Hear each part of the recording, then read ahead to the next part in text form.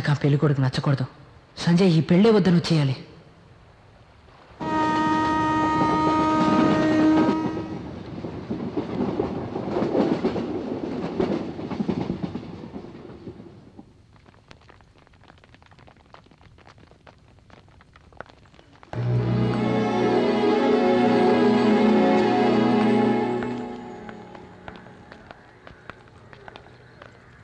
ఏంటి సైలెంట్ గా వస్తున్నావు?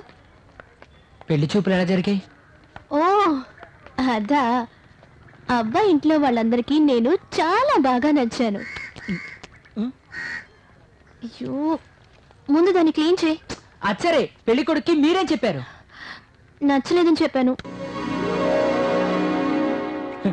ఎందుకు నచ్చలేదని చెప్పారు? ఏ లూసు, వాడేం చెప్పాడో తెలుసా? ఏం చెప్పాడు? 4 నెలల్లో ఫారెన్ వెళ్ళాలంట. నీకు పాస్పోర్ట్ ఉందా?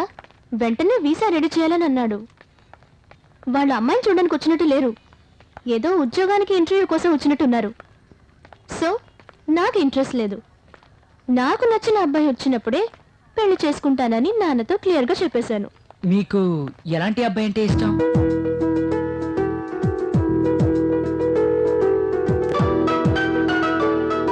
ఇంటర్లో నాకు వచ్చిన మార్క్స్కి నాకు ఇంజనీరింగ్ కాలేజ్లో సీట్ దొరికింది.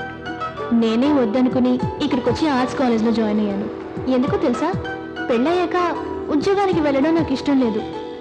పిల్లల్ని సంతోషంగా చూసుకుంటూ వాళ్ళకి చదువు నేర్పిస్తూ ఇంటిని కూడా బాగా చూసుకుని ఒక హౌస్ వైఫ్గా ఉండటమే నాకు ఇష్టం. ఇది అర్థం చేసుకునే వాడితోనే నా లైఫ్ సంతోషంగా ఉంటుంది. అలా సింపుల్గా ఉన్న ఒక అతను నచ్చినప్పుడే నాన్నతో చెప్పి నేను పెళ్లి చేసుకుంటాను. స్వామి, నేను మనసులో ఒక విషయం అనుకున్నాను. అది జరుగుతుందో జరగదో చెప్తారా? బాబు, పసుపు వస్తే అనుకున్న పని జరుగుతుంది, కుంకుమ వస్తే అనుకున్న పని జరగదు. అదే ఇక్కడ ఆచారం. మనసులో స్వామిని నమస్కారం చేసుకుని ఇది తీ. స్వామి, కుంకుమ వచ్చింది. తొందరపడుకు నాయనా, 1కి 2 సార్లు తీసి చూద్దాం. ఏది ఎక్కువ సార్లు వస్తే అదే జరుగుతుంది.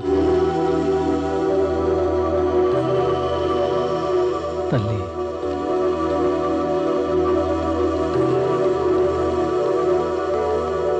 స్వామి, పసుపు వచ్చింది. ఇలా ఇవ్వు, ఇంకొకసారి వేసి చూద్దాం. వద్దు స్వామి, నేను దీంతో హ్యాపీగా ఉన్నా.